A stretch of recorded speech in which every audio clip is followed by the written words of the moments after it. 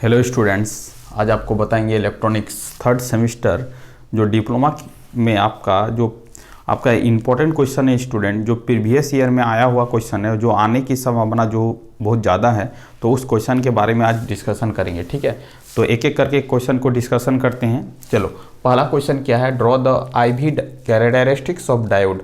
मतलब VI diagram को draw करना है आपका डायोड का। क्या? डायोड का। तो चलो देखते हैं कि डायोड किसको बोलते हैं। तो आपका सबसे पहले समझना है कि ये आपका क्या है, डायोड का सिंबल है। ठीक है, ये आपका डायोड का क्या है, सिंबल है। तो डायोड का दो टर्मिनल होता है, एक का होता है आपका एनोड और दूसरा क्या होता है, कैथोड होता है। ठीक है, तो आपको ड्रॉ करने बोल रहा है कि IV characteristics of the diode. तो IV characteristics of the diode यदि ड्रॉ करने के लिए बोले तो आपको क्या करना है, एक आपका एक्सिस को प्लॉटिंग करना है। ये आपका क्या है, V एक्सिस है और ये आपका क्या है, I एक्सिस है। ठीक है, अब देखो VI कैरेक्टरिस्टिक्स ऑफ डायोड को यदि प्लॉटिंग करने के लिए बोले तो यहाँ पर वोल्टेज आपका पॉजिटिव एक्सिस है, इधर आपका वोल्टेज आपका क्या है, निगेटिव एक्सिस है। यहाँ पर करंट आपका पॉजिटिव है, इधर आपका करंट क्या है, निगेटिव है। ठीक है, और यदि VI characteristics of the diode draw करने के लिए बोला जाए तो आपका क्या होगा, ये आपका फॉरवर्ड बायस होगा। और जब आपका वोल्टेज निगेटिव होगा डायोड के अक्रॉस में तो ये क्या होगा, रिवर्स बायस होगा।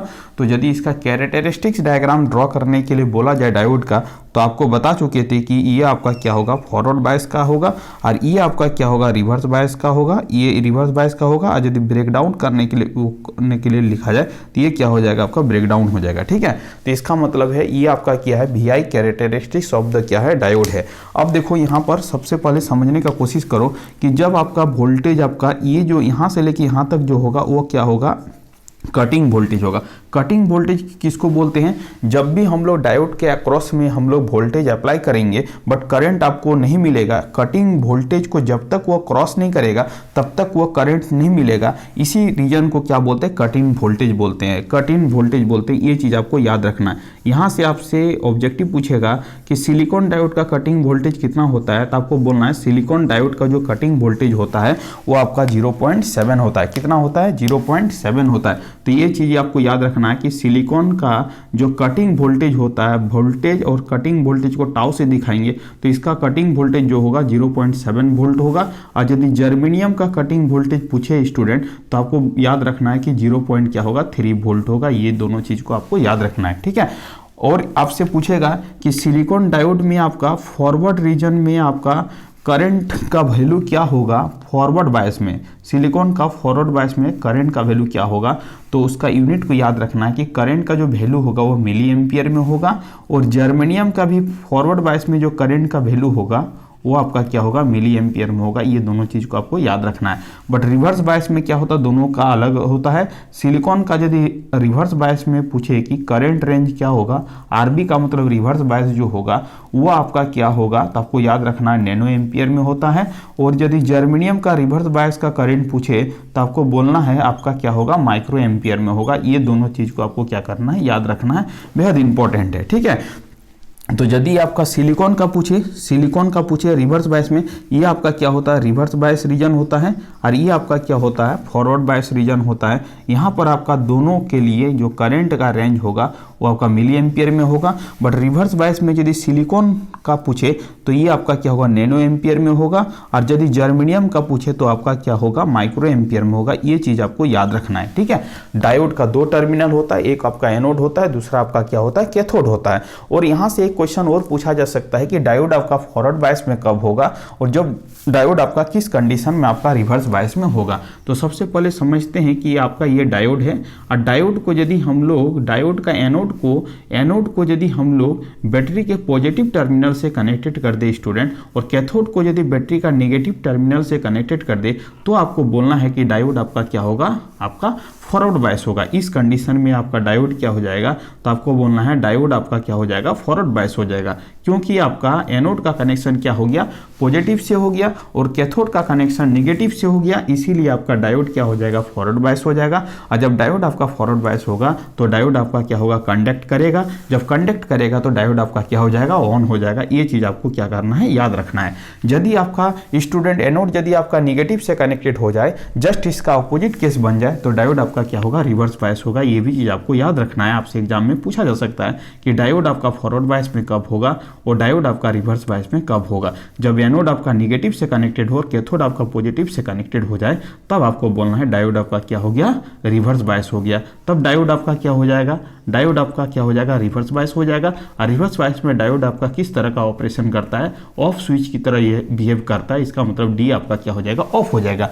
और जब डी आपका ऑफ हो जाएगा तो डायोड के अक्रॉस में करंट पास नहीं करेगा। ये चीज आपको याद रखना है, आपसे एग्जाम में पूछेगा कि डायोड का VI कैरेक्टरिस्टिक्स क्या होता है, तो इसको ड्रॉ कर देना है। और आपको पूछेगा कि ऑब्जेक्टिव में कि सिलिकॉन का कटिंग वोल्टेज कितना होता है, तो आपको बोलना है 0.7 वोल्ट होता है। और पूछेगा कि जर्मेनियम का कटिंग वोल्टेज कितना होता है, तो आपको बोलना 0.3 वोल्ट होता है। सिलिकॉन का फॉरवर्ड बायस करंट को किससे मेजर करते हैं, तो मिली एम्पियर से मेजर करते हैं। जर्मेनियम का फॉरवर्ड बायस का करंट को किससे मेजर करते हैं, तो आपको बोलना मिली एम्पियर से मेजर करते हैं। सिलिकॉन का रिवर्स बायस का करंट को किससे मेजर करते हैं, तो नैनो एम्पियर में मेजर करते हैं। जर्मेनियम का रिवर्स बायस का करंट को किससे मेजर करते हैं, मिली एम्पियर में मेजर करते हैं। ये चीज आपको बोलना है। आपसे पूछेगा कि डायोड किस तरह का डिवाइस है, तो बोलना यूनिडायरेक्शनल डिवाइस है, क्योंकि डायोड का करंट जो फॉलो करता है वो आपका एनोड से कैथोड की ओर फॉलो करता है, ओनली वन डायरेक्शन में करंट का फॉलो करता है। इसलिए डायोड को क्या बोलते हैं, यूनिडायरेक्शनल डिवाइस बोलते हैं। ये भी चीज आपको याद रखना है। और पूछेगा कि डायोड आपका फॉरवर्ड बायस कब होगा, जब एनोड का कनेक्शन पॉजिटिव से हो और कैथोड का कनेक्शन नेगेटिव से हो, तभी जाके डायोड आपका फॉरवर्ड बायस होगा, तभी जाके डी आपका ऑन होगा, तभी जाके सर्किट में क्या होगा, करंट पास करेगा। अदरवाइज आप यदि आपका डायोड रिवर्स बायस में हो जाएगा तो डी आपका ऑफ हो जाएगा और सर्किट आपका क्या हो जाएगा, ओपन हो जाएगा, करंट आपका फ्लो नहीं करेगा। ये चीज आपको बोलना है। चलो आगे का क्वेश्चन को देखते हैं, 2 नंबर क्वेश्चन को देखते हैं। What is the transistor. Transistor में आपका क्या होता है स्टूडेंट, ट्रांजिस्टर बेसिकली उस तरह के डिवाइस को बोलेंगे जिसमें आपका क्या होगा, जब हम एक चीज को समझने का कोशिश करो, ट्रांजिस्टर किसको बोलते हैं ये चीज पहले क्लियर करते हैं, ठीक है। अब मान लेते हैं कि आपका ये आपका P है और ये आपका क्या है N है और ये आपका क्या है, सपोज दैट P है। अब समझने का कोशिश करो, ये आपका क्या है, ये आपका क्या है, सेमीकंडक्टर मटेरियल है। अब समझो यहाँ पर कि ये जो साइड में दोनों जो सेमीकंडक्टर होता है, ये क्या होता है, थिक होता है और मिडिल वाला क्या होता है, थिन होता है। जब हम लोग क्या करेंगे, दो थिक सेमीकंडक्टर के बीच में एक थिन सेमीकंडक्टर को डिफ्यूज करेंगे तो इसी अरेंजमेंट को क्या बोलेंगे, ट्रांजिस्टर बोलेंगे। तो ये चीज आपको याद रखना है। ट्रांजिस्टर में आपका 2 रीजन जो होता है वो क्या होता है, थिक होता है, एक रीजन जो होता है थिन होता है। इसका मतलब दो थिक सेमीकंडक्टर के बीच में एक थिन सेमीकंडक्टर को यदि इंट्रोड्यूस करेंगे उसी को हम लोग क्या बोलेंगे, ट्रांजिस्टर बोलेंगे। ये चीज आपको याद रखना है। ट्रांजिस्टर बनाने के लिए हम लोग क्या करते हैं, सेमीकंडक्टर का यूज करते हैं। सेमीकंडक्टर बेसिकली आपका एक्सटेंसिव सेमीकंडक्टर जो होता है 2 टाइप का होता है, एक होता है P टाइप, दूसरा क्या होता है N टाइप। अब देखो P और N सेमीकंडक्टर को जब हम लोग यहाँ पर क्या कर रहे हैं, डिफ्यूज कर रहे हैं तो एक जंक्शन बन रहा है। देखो ये एक जंक्शन बन रहा है, फिर N और P को जब हम लोग डिफ्यूज कर रहे हैं तो एक जंक्शन बन रहा है। इसका मतलब है ट्रांजिस्टर आपका क्या है, बाई जंक्शन डिवाइस है। इसी को क्या बोलते हैं, बाई जंक्शन डिवाइस बोलते हैं, क्योंकि इसका 2 जंक्शन होता है, इसीलिए ट्रांजिस्टर को बाई जंक्शन डिवाइस बोला जाता है। अब ये चीज आपको याद रखना है कि यदि ट्रांजिस्टर में यदि NPN बोले तो इसका मतलब है एक N होगा, दो N होगा और एक क्या होगा, P होगा। जब दो N के बीच में हम लोग P को क्या करेंगे, डिफ्यूज करेंगे और इस अरेंजमेंट के कारण जो सेमीकंडक्टर का निर्माण होगा उसी को क्या बोलेंगे, NPN ट्रांजिस्टर बोलेंगे। तो आपसे पूछेगा कि ट्रांजिस्टर आपका कैसा जंक्शन डिवाइस है, तो आपको बोला बाई जंक्शन डिवाइस है, क्योंकि इसमें कितने जंक्शन होते हैं, 2 जंक्शन होते हैं। जब हम लोग 2 सेमीकंडक्टर को आपस में मिलाएंगे तो एक जंक्शन का निर्माण होगा। तो आपको बोलना है ट्रांजिस्टर में कितने जंक्शन होते हैं, तो आपको बोलना है ट्रांजिस्टर में 2 जंक्शन होते हैं। अब आपसे पूछेगा कि ट्रांजिस्टर में कितने टर्मिनल्स होते हैं, तो आपको बोलना ट्रांजिस्टर में 3 टर्मिनल्स होते हैं। कौन कौन सा टर्मिनल होता है, एक होता है इमीटर, दूसरा क्या होता है बेस और तीसरा क्या होता है कलेक्टर। ये चीज आपको याद रखना है। ट्रांजिस्टर में कितने टर्मिनल्स होते हैं, तो आपको बोलना ट्रांजिस्टर में 3 टर्मिनल्स होते हैं। एक टर्मिनल का नाम है इमीटर, दूसरे टर्मिनल का नाम है बेस, तीसरे टर्मिनल का नाम क्या है, कलेक्टर। ये चीज आपको याद रखना है। अब आपसे पूछेगा कि ट्रांजिस्टर कितने तरह के होते हैं, तो आपको बोलना है ट्रांजिस्टर बेसिकली 2 तरह के होते हैं। एक होता है आपका NPN ट्रांजिस्टर और दूसरा क्या होता है PNP ट्रांजिस्टर। ये दोनों चीज को क्या करना है, आपको याद रखना है। एग्जाम में आपसे पूछा जाएगा कि ट्रांजिस्टर बेसिकली कितने तरह के होते हैं, तो आपको बोलना ट्रांजिस्टर जो होते हैं बेसिकली 2 तरह के होते हैं। एक होता है NPN ट्रांजिस्टर और दूसरा क्या होता है PNP ट्रांजिस्टर। चलो स्टूडेंट आपको बताते हैं कि NPN ट्रांजिस्टर का सिंबल क्या होता है और PNP ट्रांजिस्टर का सिंबल क्या होता है, क्योंकि एग्जाम पॉइंट ऑफ व्यू से क्या है, बेहद इंपॉर्टेंट है। आपका एग्जाम में पूछा जा सकता है कि आप सिंबल बनाइए NPN और PNP का सिंबल आपको बनाने आना चाहिए, क्योंकि ऑब्जेक्टिव में भी पूछा जा सकता है और आपका यदि आप कोई कंपटीशन एग्जाम फेस कर रहे हो और इंटरव्यू फेस कर रहे हो तो आपसे जरूर पूछेगा। तो चलो देखते हैं, एक सेकंड में हम लोग क्या करते हैं, प्रॉब्लम को डील करते हैं। अब देखो ये आपका क्या है, ये आपका क्या है, सिंबल है।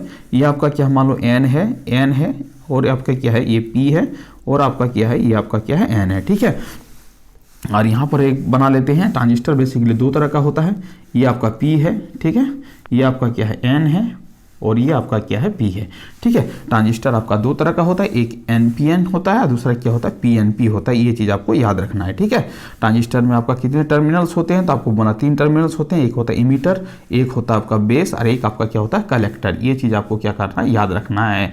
ठीक है, एक होता है इमीटर, एक आपका क्या होता है, बेस और एक आपका क्या होता है, कलेक्टर। ठीक है, ट्रांजिस्टर में 3 टर्मिनल होते हैं, इमीटर, बेस, कलेक्टर। अब पूछेगा कि ट्रांजिस्टर में जंक्शन कितने होते हैं, तो 2 जंक्शन होते हैं। इसका नाम होगा जंक्शन नंबर 2 और इसका नाम क्या होगा, जंक्शन नंबर 1। इसका नाम देते हैं जंक्शन नंबर 1, इसको नाम देते हैं जंक्शन नंबर 2। जब 2 सेमीकंडक्टर को आपस में मिलाएंगे तो मिलने के बाद एक जंक्शन का निर्माण होगा। तो यहाँ पर 2 सेमीकंडक्टर को यहाँ पर मिला रहे हैं, फिर यहाँ पर 2 मिला रहे हैं, इसका मतलब 2 जंक्शन का निर्माण हो गया। इसका मतलब जंक्शन कितना होगा, तो ट्रांजिस्टर में बोलना है जंक्शन कितना होता है, 2 होता है। ये चीज़ आपको याद रखना है। ठीक है, 2 जंक्शन होता है, एक जंक्शन का नाम J1, दूसरे जंक्शन का नाम दिए हैं J2। अब ट्रांजिस्टर में टर्मिनल्स कितने होते हैं, तो आपको बोलना ट्रांजिस्टर में कितने टर्मिनल्स होते हैं, तो आपको बोलना ट्रांजिस्टर में 3 टर्मिनल्स होते हैं। एक होता है E का मतलब इमीटर, B का मतलब बेस और C का मतलब क्या होता है, कलेक्टर। चलो आगे का कॉन्सेप्ट को समझते हुए आगे बढ़ते हैं। अब देखो, यदि आपसे डायग्राम पूछेगा कि एनपीएन ट्रांजिस्टर का सिंबल क्या होता है और पीएनपी ट्रांजिस्टर का सिंबल क्या होता है, तो चलो चीज़ों को समझते हैं। एक लाइन ऐसे खींचेंगे, यहाँ पर भी एक लाइन खींचेंगे। ठीक है, एक लाइन हम लोग ऐसे खींचेंगे, इस लाइन से यहाँ पर कनेक्टेड करेंगे, फिर इसी तरह करेंगे, एक लाइन ऐसे खींचेंगे, इसको यहाँ पर कनेक्टेड करेंगे, यहाँ से एक लाइन को खींचेंगे, यहाँ पर क्या करेंगे, बाहर निकालेंगे, फिर ये वाला लाइन खींचेंगे, यहाँ पर करेंगे। देखो दोनों फिगर का रिप्रेजेंटेशन अभी तक क्या है, सेम है। चलो अब देखते हैं, अब दोनों में क्या करते हैं, कुछ चेंजिंग करते हैं। एक एरो को हम लोग क्या करते हैं, बाहर की तरफ खींचते हैं, एक एरो को हम लोग क्या करते हैं, अंदर की तरफ खींचते हैं। ठीक है, अब यहाँ से क्या करते हैं, इसको एक लाइन मिलाते हैं, यहाँ पर भी एक लाइन मिलाते हैं। ठीक है, इसको क्या बोलेंगे हम लोग, बेस टर्मिनल बोलेंगे, इसको क्या बोलेंगे, बेस बोलेंगे, इसको क्या बोलेंगे, कलेक्टर बोलेंगे, इसको क्या बोलेंगे, कलेक्टर बोलेंगे। नीचे वाले को हम लोग क्या बोलेंगे, इमीटर बोलेंगे, यहाँ पर भी क्या बोलेंगे, इमीटर बोलेंगे। अब चीज़ों को समझो, अब चीज़ आपका क्या हो जाएगा, क्लियर हो जाएगा। हाँ देखो, जब भी करंट फ्लो करता है तो वो आपका क्या होता है, P2 क्या होता है, N होता है। तो यदि ये P होगा तो ये N होगा, और ये यदि N होगा तो ये आपका क्या होगा, N होगा। तो ये आपका जो सिंबल होगा वो आपका क्या हो जाएगा, NPN हो जाएगा। यदि आपसे पूछे कि NPN ट्रांजिस्टर का सिंबल क्या होता है, तो ये सिंबल आपको बना देना है और बोलना ये आपका NPN ट्रांजिस्टर है। चलो अब समझते हैं, करंट इस डायरेक्शन में फॉलो कर रहा तो ये आपका P होगा, ये आपका क्या हो जाएगा, N हो जाएगा। यदि ये P है तो ये भी क्या होगा, P होगा। अब आपको बोल देना है कि ये जो सिंबल है ये आपका क्या है, PNP ट्रांजिस्टर का सिंबल है। तो ये आपका क्या हो गया, NPN ट्रांजिस्टर हो गया, और इधर वाला जो हो गया वो आपका क्या हो गया, PNP हो गया। ये चीज़ आपको क्या करना है, याद रखना है। ठीक है, तो यदि आपसे पूछे एग्जाम में कि NPN ट्रांजिस्टर का सिंबल क्या होता है तो ये वाला को बताना है, और यदि आपसे पूछे कि PNP ट्रांजिस्टर का सिंबल क्या होता है तो ये वाला बताना है। ट्रांजिस्टर में कितने टर्मिनल्स होते हैं, 3 टर्मिनल्स होते हैं, ये भी बता देना है।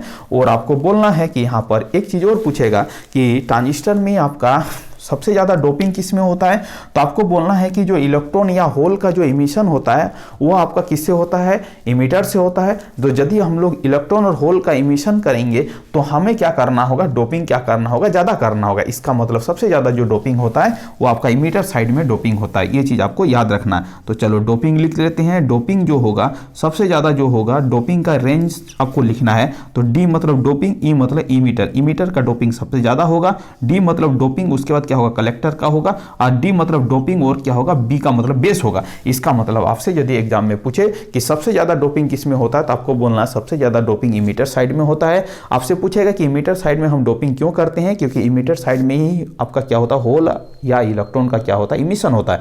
यदि N type of the semiconductor होगा, सॉरी एनपीएन ट्रांजिस्टर होगा तो आपका क्या होगा, इलेक्ट्रॉन का क्या होगा, इमिशन होगा। यदि आपका पीएनपी ट्रांजिस्टर होगा तो आपका होल का क्या होगा, इमिशन होगा।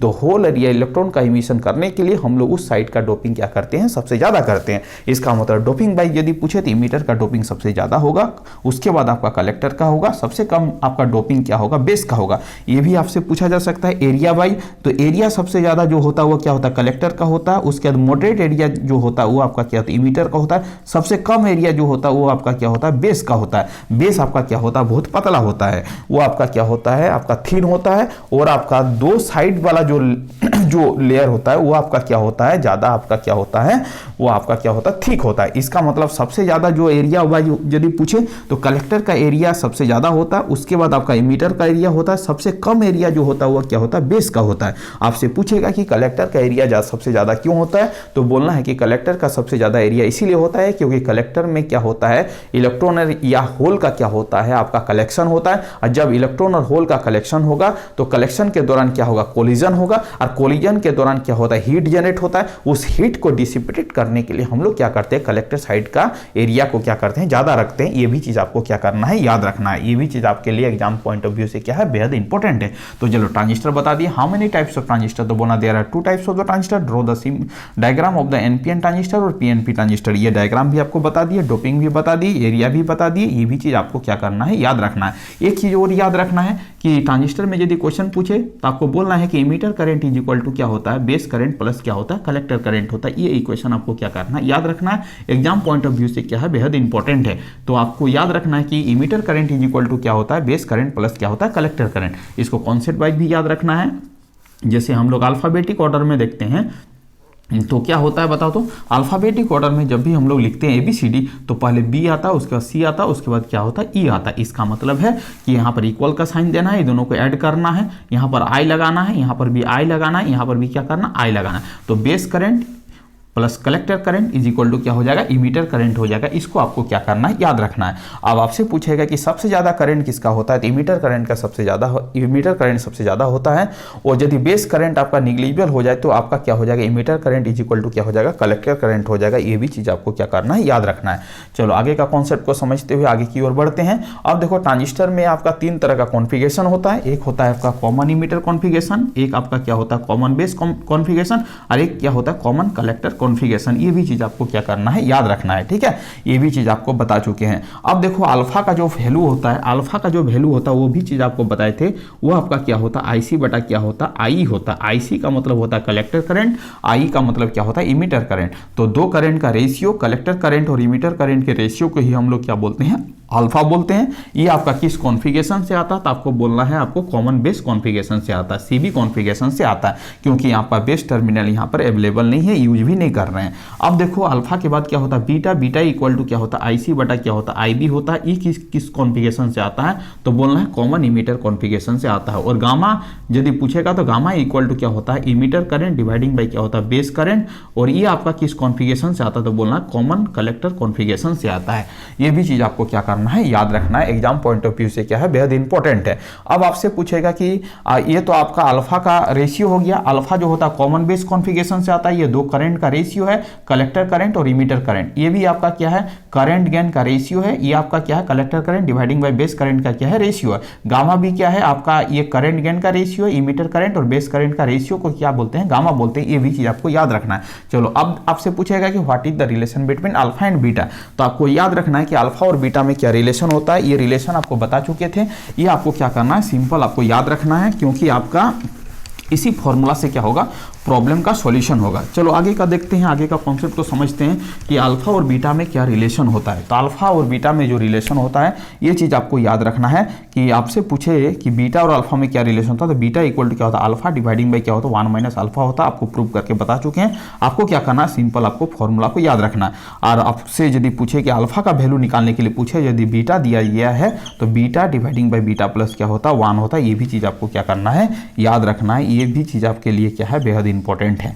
ठीक है, और गामा के साथ एक रिलेशन होता है, गामा इज इक्वल टू क्या होता है, बीटा प्लस क्या होता है, 1 होता है। ये भी चीज़ आपको क्या करना है, याद रखना है। ठीक है, अब आपसे पूछेगा कि सबसे ज़्यादा और बड़ा करंट गेन कौन होता है, तो सबसे ज़्यादा बड़ा करंट गेन गामा होता है। गामा के बाद क्या होता है, बीटा होता है। बीटा के बाद क्या होता है, अल्फा होता है। सबसे करंट गेन के तुलना में सबसे ज़्यादा जो वैल्यू होता है, सबसे ज़्यादा जो बड़ा होता है वो गामा होता है, उसके बाद बीटा होता है, उसके बाद क्या होता है, अल्फा होता है। ये भी चीज़ आपको क्या करना है, याद रखना है। ये भी पॉइंट आपके लिए बेहद इंपॉर्टेंट है। ये तीनों फॉर्मूला को आपको याद रखना है। एग्जाम पॉइंट ऑफ व्यू से क्या है, बेहद इंपॉर्टेंट है। अब पूछेगा कि what is the Janet diode. Janet diode एक प्रकार के स्पेशल टाइप्स ऑफ डायोड है जो वोल्टेज रेगुलेटर में हम लोग क्या करते हैं, यूज करते हैं। ये बेसिकली आपका रिवर्स बायस में काम करता है। इसमें जो डोपिंग होता है बहुत ज़्यादा डोपिंग होता है। ये दो ब्रेकडाउन रीजन पर काम करता है, एक होता है जेनर ब्रेकडाउन और एक क्या होता है, एवलेंचेज ब्रेकडाउन।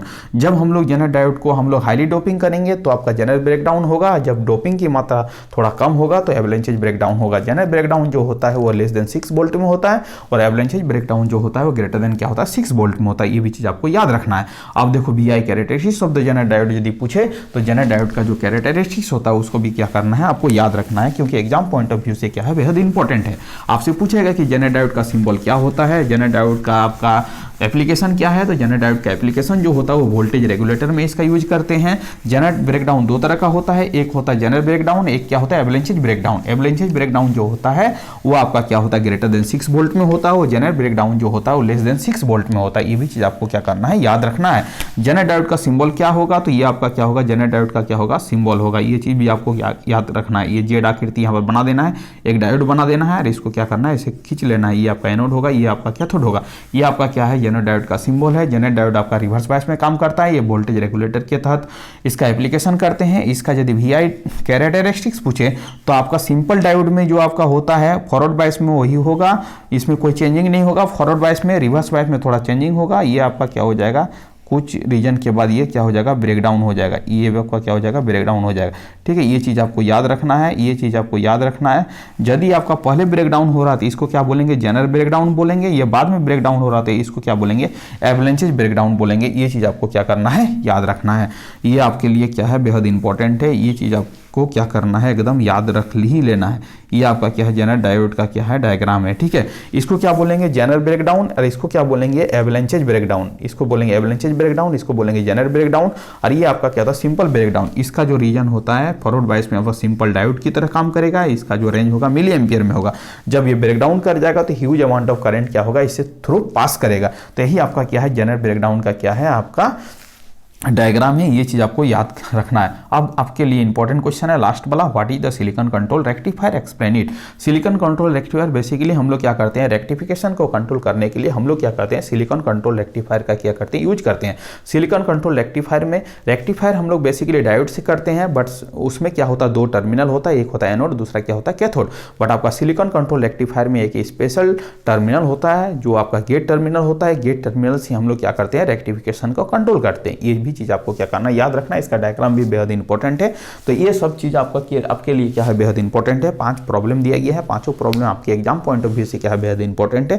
तो आपको क्या करना, पांचों प्रॉब्लम को सॉल्यूशन को देखना है और बार बार रिवीजन करना है। थैंक यू स्टूडेंट, वीडियो की एंड करते हैं। यदि आप चैनल में नए हैं तो चैनल को क्या कर लीजिए स्टूडेंट, सब्सक्राइब कर लीजिए। इस तरह करके कंटिन्यू वीडियो मिलते जाएगा। आपका इलेक्ट्रॉनिक्स का पोर्शन क्या हो जाएगा, बहुत ही स्ट्रांग हो जाएगा। आप ज़्यादा से ज़्यादा नंबर ऑब्टेन कर सकते हो। Thank you student, Vande Mataram.